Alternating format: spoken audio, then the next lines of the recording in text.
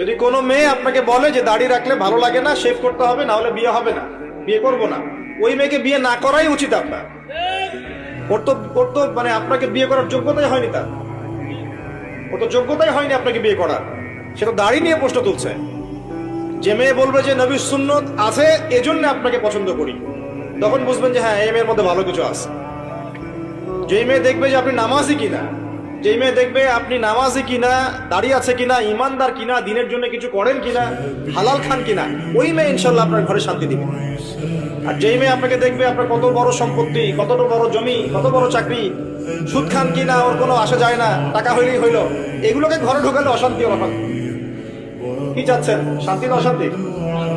নবী সাল্লাল্লাহু আলাইহি ওয়াসাল্লাম বলেছেন দিনদারিতা দেখে মেয়েদেরকে বিয়ে করো। কি দেখে? একই বিষয় ছেলেদের জন্য মেয়েদের জন্য সেম। ছেলে দেখতে হবে দিনদার কিনা, মেয়ে দেখতে হবে দিনদার কিনা, পর্দা করে কিনা, দিনদারিতা আছে কিনা।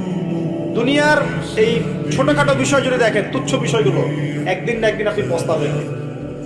আর যদি আপনি দিনদারিতা দেখেন, ইনশাল্লাহ আপনি কোনোদিন পস্তাবেন না ইনশাল্লাহ।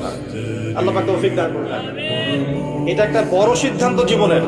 এই সিদ্ধান্তে যদি ভুল করে ফেলেন সারা জীবন পস্তাতে হবে। অতএব এখানে বেশি আবেগে ফ্যান্টাসিতে ভুগবেন না। ঠান্ডা মাথায় দিনদারি থেকে অগ্রগণ্য করে আপনি ছেলে দেখবেন বা মেয়ে দেখবেন ইনশাআল্লাহ।